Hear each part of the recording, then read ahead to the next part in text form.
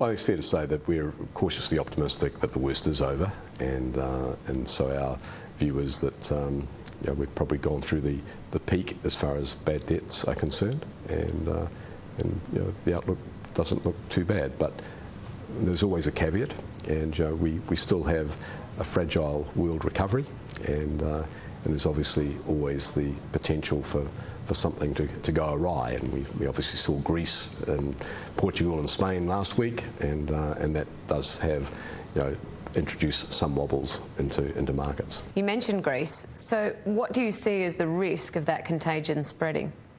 I think that's going to be not particularly significant. I think that Greece is relatively small in the great scheme of things, and certainly it appears that there's obviously some contributions coming from other European countries to sort out some of the issues that Greece have.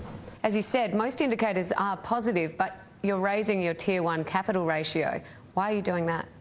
Well, Tier 1 capital ratio has obviously been assisted by good capital generation through the profitability of the business. As you said, it's a record half-year profit for the group, and certainly we've taken the view that there are obviously a lot of potential changes going on in the regulatory framework as far as international banking is concerned, and therefore there will be changes to capital requirements, there will be changes to liquidity requirements, and therefore I think at this stage it's important that we make sure that we're erring on the side of conservative as far as our capital ratio is concerned.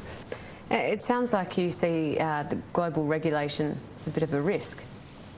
Well, I think that when you make any changes, there's always risks that you might overshoot or undershoot. In this case, I mean, there is always a risk that the requirements that are put in place have an impact that has a negative impact on our ability to lend and on the cost of lending. And so there are, in some of the proposals, some risks that there could be a significant higher cost of lending as a result of that.